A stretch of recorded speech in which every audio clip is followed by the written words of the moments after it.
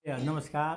मैले तपाईँहरूलाई पहिलोको पाठमा के बताएको थिएँ भने वैभव लक्ष्मीको विषय र हजुरहरूलाई मैले चाहिँ नि ग्रहको विषयमा थोरै कुरा ज्ञान दिएको थिएँ भने अब हाम्रो चाहिँ नि तपाईँको जस्तै तपाईँलाई भगवान्को बारेमा के थाहा पाउनु पर्यो भन्नुहुन्छ भने तपाईँलाई साह्रै शत्रु लाग्यो भने तपाईँले बगलामुखीको स्तोत्र पाठ गर्नु पर्यो, जप्नु पर्यो बगलामुखीको शत्रुनाशक स्तोत्र है मन्त्र।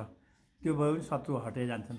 अर्कोमा के छ, नरसिंह भगवानको पूजा गर्नु पर्यो। नरसिंह भगवान त अब उहाँ धादिङन थापा छ, नत्र भने हाम्रो हनुमान ढोकाको गेटैभित्र नरसिंह भगवान हुन्छ अनि भक्तपुराण हुन्छ। अनि हाम्रो यहाँ पाटनमा पनि बाहिरैपट्टि राखेको छ नरसिंह भगवान। उहाँको पूजा गर्ने, उहाँलाई एउटा पहेँलो डोडो, हातमा लाउने डोडो हुन्छ नि, त्यो पहेँलो रङको डोडो चढाएर त्यो डोडो चाहिँ नि आफ्नो हातमा बाँध्ने।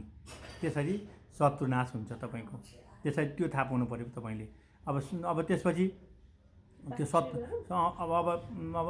त्यसपछि म भैरवको भन्छु।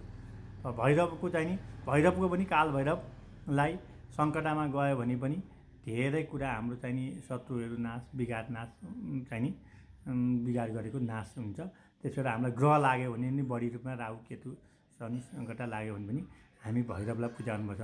भैरवकोमा चाहिँ नि कस्तो गर्छन् भने अब हाम्रो बाहुन क्षेत्रीले चाहिँ नि एउटा पेडा चढाउँछन्, प्राय नेवारेको चाहिँ समय बजी भनेर चढाउँछन्, मासु रक्सी।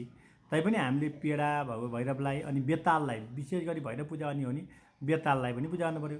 अब कसैको आन्द्रामा घाउ छ भने, तपाईँहरूको आन्द्रा सम्बन्धी पेट सम्बन्धी रोग छ भने तपाईँहरूले चाहिँ नि उसको पूजा गर्नु पऱ्यो। के अरे यो पतली भैरवमा गएर पूजा गर्नु पऱ्यो। ल आजलाई म यति बताएँ है त।